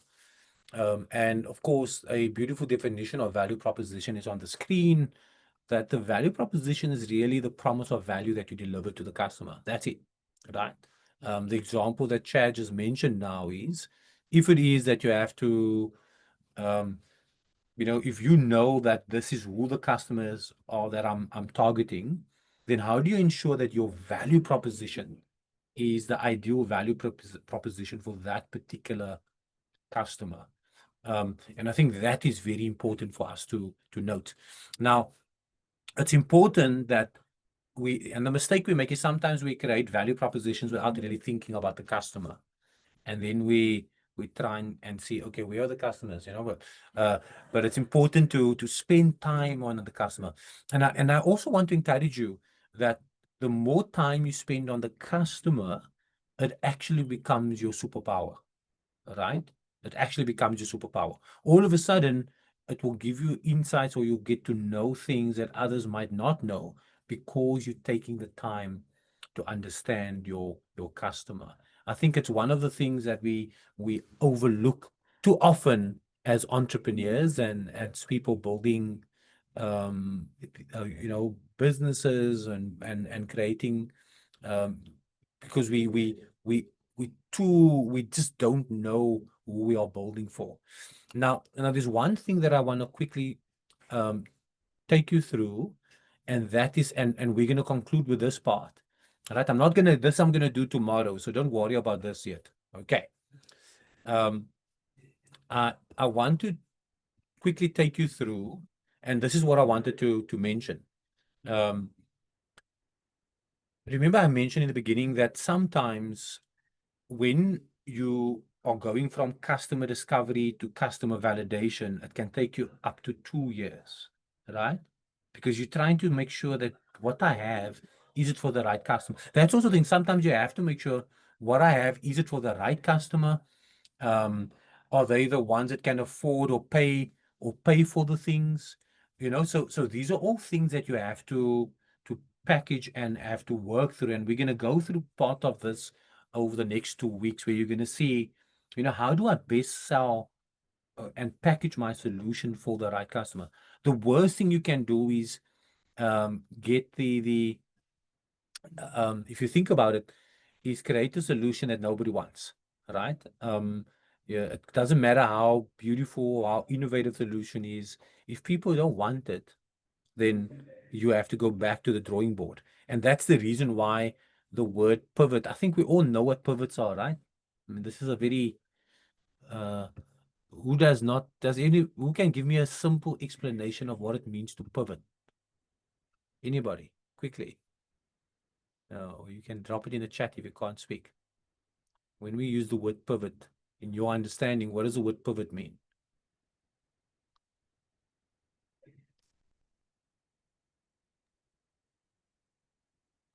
.360-degree. Okay, Precious says 360-degree change. Precious? 180, yeah. Yeah. Okay. Redirect, yes. yeah. Yes. Yeah. No, Cool. that's good. So pivots, and we're going to spend time on pivots, but it's important to know what a pivot is. It means absolutely, Karina, you altering the course, but you still know where you are going. right? So many times, for example, let's say that you initially start with happiness.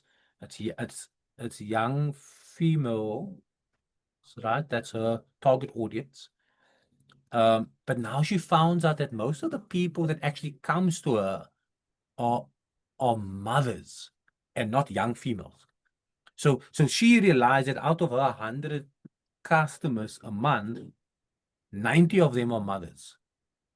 Only 10 is young females, right? Others are all mothers. Then in that instance, it could be that happiness might realize, but wait a minute, maybe there's something that I'm offering that mothers are attracted to. Let me understand what that is, and then happiness will actually go and do a little bit of a pivot and say, you know what, I'm now going to go and target young mothers or mothers, and that's the target audience that I'm going to go to. It doesn't exclude everybody else, but it's because most of the customers are coming from that segment, and you know how to reach them, and that then becomes your focus, right? So for you, when you think about your customer discovery and customer validation is you basically mean you have a repeat customer. You have someone that comes, the type of customer that will come over and over. And if you don't find that repeat customers, you then want to make a pivot until you find your sweet spot of having a customer that becomes repeat customers. The biggest mistake entrepreneurs make is that when we say that everybody is my customer. Okay, everybody can never be your customer. It's almost impossible when you just say a blanket statement. Remember, everybody can use your solution and your service, but not everybody is your customer. Right? Very, very important. I think we need to see that, because if you say it's everyone, then imagine to go and find everyone. It's difficult to find everyone.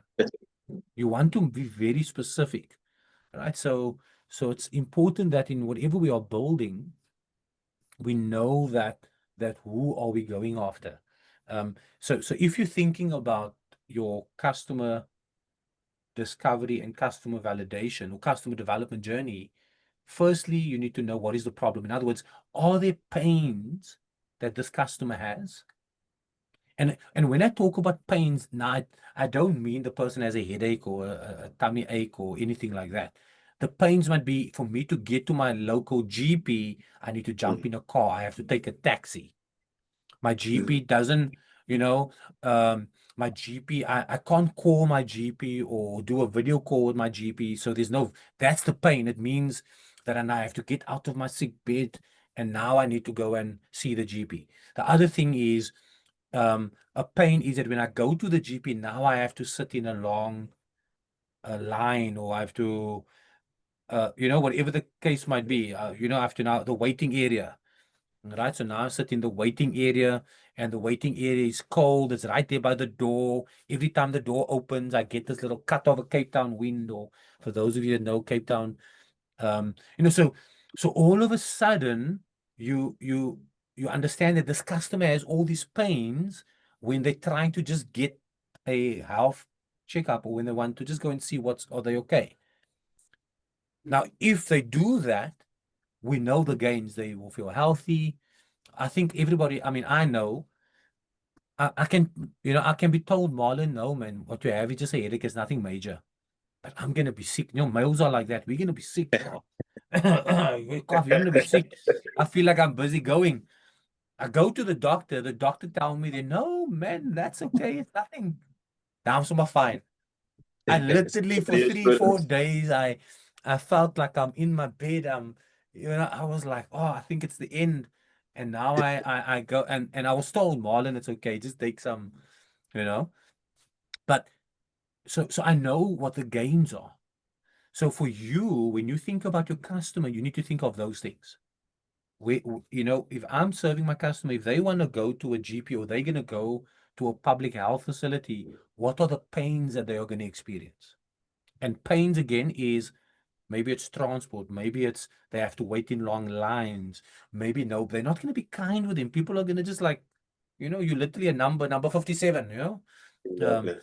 So all of these things are causing pain pains for people just to get the job done.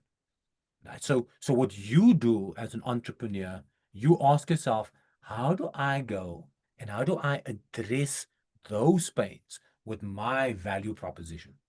Does that make sense? Oops. You then go and you ask yourself, how do you go and remove and get that done? I think that's one thing. Maybe just to ask the host to allow me to share my screen again. But maybe just a quick question. If there's anybody I just want you to understand that before I kind of share my screen again. There we go. Because I think it's very important that you see this picture, right? Where you have to first, is it a problem? And again, I think the first thing was, there's people that goes because for 30 years, I think Tegan mentioned it, they go to the same doctor. So they don't feel there's a, right? But now you have to ask yourself, okay, so they go to the same doctor. What is the conveniences? What are the gains for them to go? They must probably have them on a WhatsApp or they can call them. So easy accessible. And you look at what are the gains. Then you have to ask yourself, what is the pains that gets caused if they go to that doctor? So we know the care might not be 100%. You're not happy with that. So your solution needs to solve the pains, and it needs to make sure that you're going to create more gains for them. If you can do those two things, then it means there's an opportunity for you in the market. Okay. Then you go and you tell yourself, okay, there is a problem and I have a solution for the problem and I can sell the solution. I know who I'm selling to. Now the questions come, can I do it repeatedly? Can I keep on selling the solution to that customer segment? Right? And if you can do that successfully, now you can begin to think about growing and building the business. So I just want you to see that when we talk about takes between up to 2 years, it's just because you're going to go through these exploratory processes where you're going to test. And I think Chad mentioned it earlier. You might have gone and decide, hey, I'm going to only focus on children. That's who I want to focus on my practice. But then you realize that the people that come to you are all sports people. It's young people, not children. It's teenagers that play sports. So now you find that, it's, you now pivot because you realize that you actually have a better offering for that segment. So it just means that while you are testing whatever if you believe it's this market and it's failing, right? It's not giving you the results that you want to. You always have to know that you need to pivot. So business is all about how many pivots you can make in a business. As long as you can pivot in the business, you would be okay. And that is why we're going to do a session on Thursday about pivoting and the importance of pivoting. Any questions before I conclude? I've got 3 slides that I just want to quickly go through. And then I'm going to, because the other parts I'm going to do tomorrow with you, but I just want to make sure that we all aligned with this part, right? That customer development starts with discovery, which means you're going to try things and it might not work, right? And it's okay, but you need to learn and you're going to keep on trying. Once you validate who your customer is, now you need to ask yourself, can I get more of the same customer? And can I get him to come repeatedly? That's then the next step that you take. And that's the process that we're going to be following. So is it a question? Precious says, can create the problem. So that is an ethical one. So just to add to that one, so in one of my businesses, our care delivery business specifically, we have many dealings with medical aids. We've created our own directly provider model, which in a kind of roundabout way puts pressure on medical aids. But I was accused of creating supplier-induced demand. So Momentum's executive for providers, we had a long meeting with the whole executive, and we kind of pitched them this. Again, this was the customer I was targeting. We pitched them that because as a medical aid, they are administrator, and they have no control of the level of service they get their customers get by the doctors they see. So if you think about it, that doctor is a network doctor. He's just he's actually an extension of that medical aid. But it was so inconsistent. The service wasn't always good, etc. And patients were complaining. So we came up with a model where we said, okay, we will use our cohesive care delivery model, which is, systems based, digital first, all that stuff. 5 out of 5 customer experience. That's the model. We presented it to Momentum. In the one part of the meeting, they said, wow, we really need this. This is amazing. Thank you so much. And then off the record, they said, but actually, we don't want to pay you guys. We as a medical aid, our primary job is to preserve our pool of funds. So that, unfortunately, again, understanding who the customer is, I was trying to pitch to a medical aid, and I kind of overestimated how important this was to the medical aid. Right, where for them the most important thing was actually, it's horrible, but as a financial services business, they had to preserve their pool of funds that people. So when we said, but we're getting so many complaints about patients because they didn't want to put us on their network in the one area, but the patients are waiting in lines, for days, and because we have our own customer acquisition and customer engagement systems, which we'll show you guys, they said no, but people are gonna come too much. Then there was also competition because of our virtual care platform. They've got Hello Doctor. On their side, they use it as a triage tool to prevent people from seeing the doctor. So the first access point for you as a customer is Hello Doctor. Hello Doctor says you should or shouldn't see the doctor, but its bias is towards not seeing the doctor, so that they don't have to actually pay you as the provider.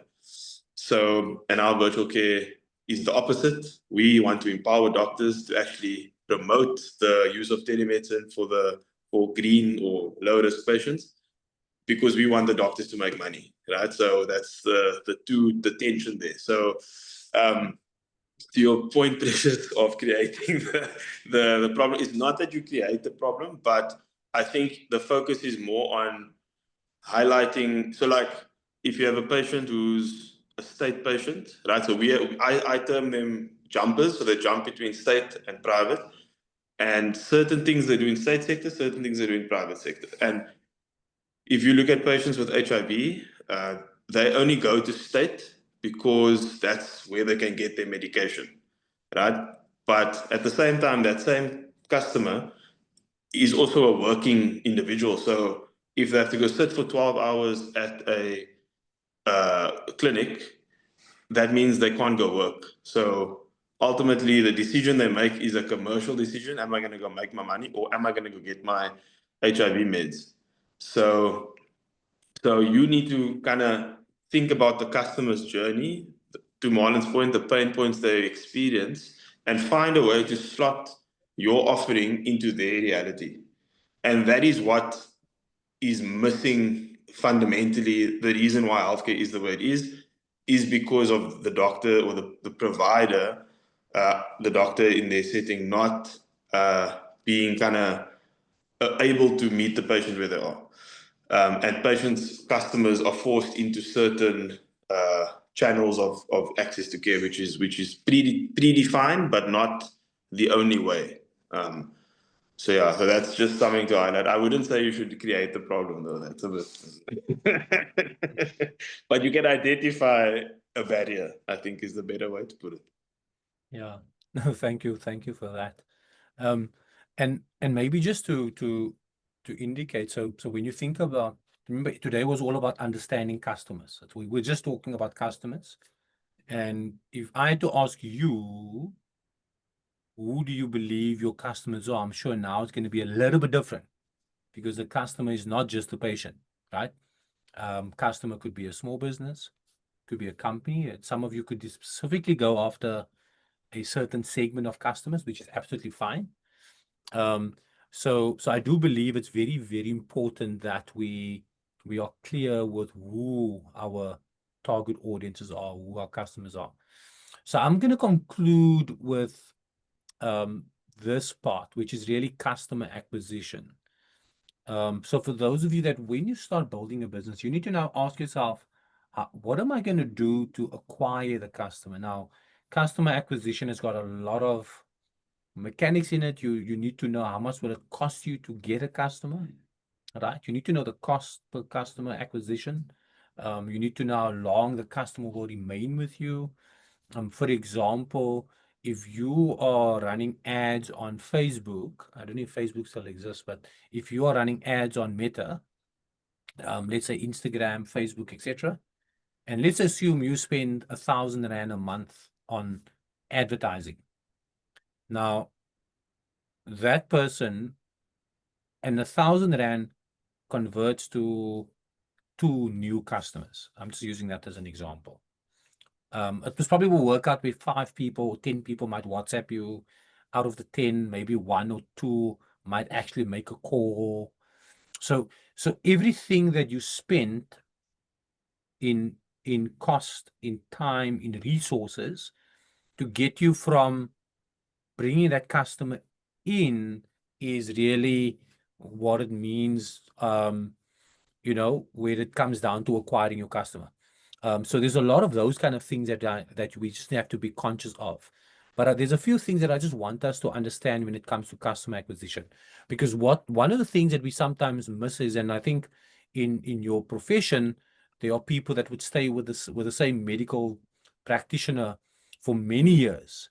And this thing is about how do you keep your customers, right? Because by keeping a customer is a strategy that you can ensure that you bring them, you know, you keep them with you all on the journey, because customer acquisition is larger on how you get customers. Okay. Yeah. And I think getting customers, we're going to spend some time on that on Thursday. What are the things that you do? And next week again, you know, there are different ways of how you can get a customer. You can decide your strategy to get customers are by word of mouth. So is it simple enough for people to quickly get access to what you have on offer? Your getting of customers can be you want to use social media, or you want to actually go out and speak to businesses and find out if they would be keen to utilize your services. So there might be different ways, and we're not going to jump into that right now. The key thing is that if you want to achieve proper customer acquisition, you need to know who your customers are. Okay. Now, once you get the customer, one of the things that you need to consider is, do I know how to keep the customer? Right? So if they come to you as the second option, what can you do to keep them? That they will migrate to making you the primary and not the secondary option. And I think that's something that most of you can most likely do by the delivery of service, by the customer experience. So when when you are very customer centric, then keeping a customer becomes a higher possibility and probability because you are customer centric. It also means that you know exactly what value you render to the you know, your customer base. So customer acquisition, there's a few strategies. There's getting the customer, keeping the customer, and growing with the customer. So keeping the customer just tells you how are you going to retain them. Then we talk about the getting of a customer. Getting is basically, like I've mentioned before, when you acquire new customers for your business. Right? So this is the first part of customer acquisition. In other words, you have an offering. You're going to, whenever we use the word channels just makes a reference to how we're going to reach the customer. Okay. And if one channel doesn't work, you have to try different channels until you get the channel that brings in the most customers. So as an entrepreneur, you always want to be trying different channels. I'm going to try WhatsApp groups. I'm going to try social media. I'm going to try posters or flyers. I'm going to try activations. I'm going to do going knocking on doors. You know, I'm going to go with standing at a traffic light with a little board, whatever the case might be. You find the channel that works for you and for your customers. Now, it's important that when you get new customers in, you also need to know what the cost is. Because if it means that it costs you 500 Rand to get one customer, I don't know what a consultation is, but whatever that is, if you know you're going to spend 500 Rand to get the customer, and let's assume the consultation is 400 Rand. And generally, you spend 1,000 Rand to get 2 new customers. consultation is 400 Rand. I'm just making it up, 400 Rand, which means you actually need the customer to come back before it becomes a good deal for you, as an example, right? So you then have to make sure that in your customer acquisition strategy that you're not only getting the customer, but you also know how to keep them. So these are all things that mechanics that you're going to have to work out depending on who your customers are. But that's also the reason why it's so important to know them, right? Yeah. It's very, very important to know your customer. And there's a formula of how you can calculate your customer acquisition cost. It all depends on the channel, but you must cost everything, right? So you need to know, when they walk into the door and you have to put on the aircon, what's it going to be the cost of that little bit of aircon? I'm just kidding. But that lawyers do that very well, no? I mean, when you go to big league, for everything, they bill you for the air you breathe in the office, they charge you per mole of if you send an email to them and they respond via email, they charge you for that. So you don't, you make sure your questions are well structured. They every single thing. Yeah. So you want to make sure that you know exactly what the costs are, so that you can work on your making sure that the investment that you're making in getting customers is gonna work out for you in the long run. If you're printing pamphlets, there's a cost implication to it. If someone had to design it, there's a cost implication. If you or your secretary had to now go out and hand it out, there's a cost implication to it. Okay, so customer acquisition is very, very important. So firstly, you get your customer, and then you need to ask yourself, how can you keep the customer? What do I need to do to keep the customer? Of course, there are some strategies that other industries has done exceptionally well, such as subscriptions or contracts and all of those kind of things. You try and cancel a contract, a telecom line. It's like you almost like need to have an MBA and a PhD just to cancel a telecom contract.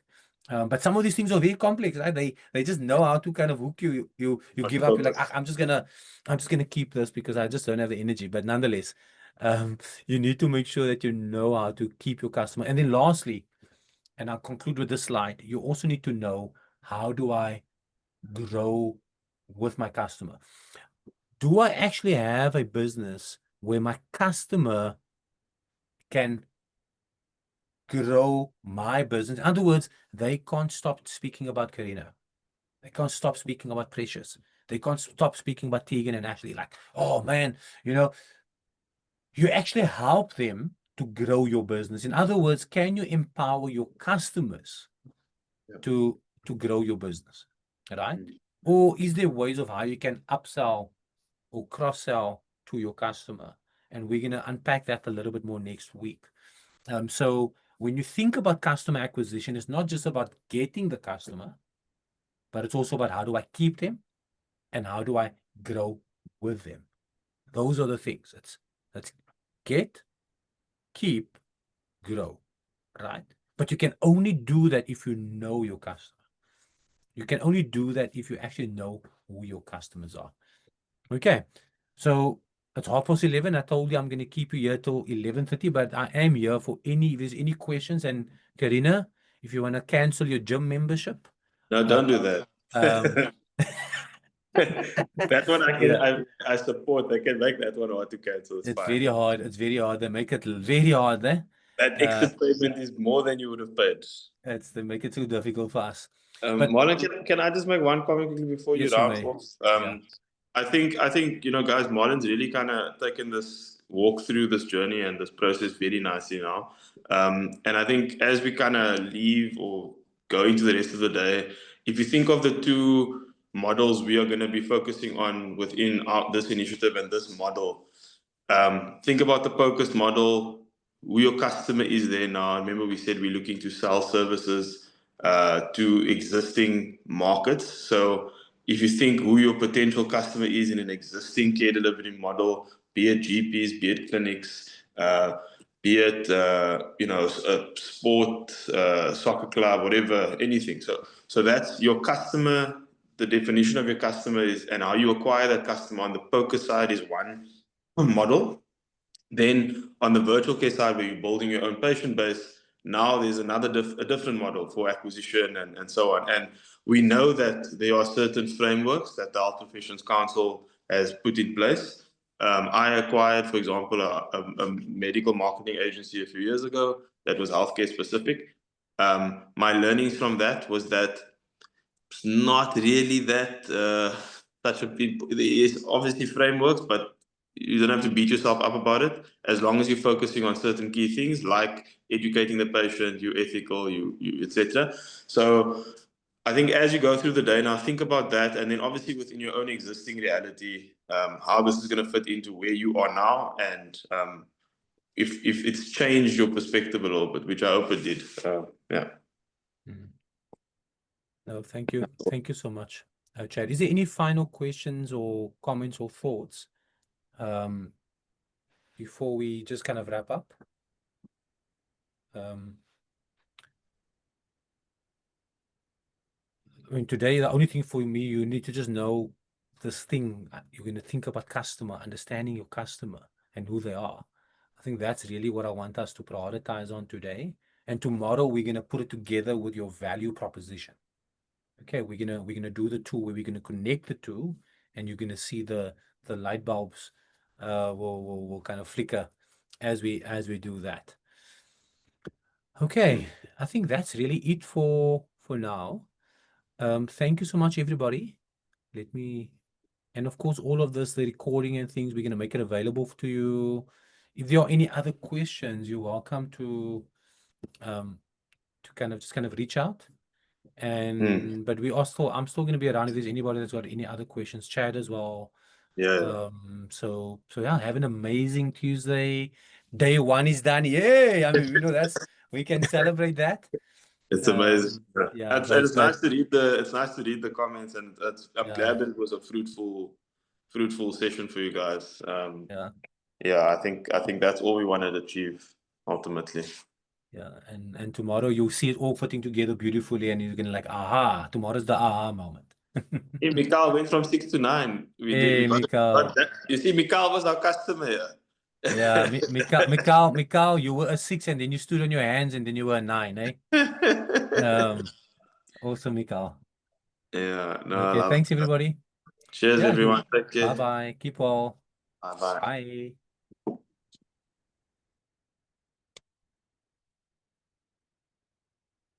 It was a good session. So happy. Calvin, we can stop recording. Okay, cool, Marlon. Thank you. Thanks, Calvin. Thanks, guys. Just want to stop, pause.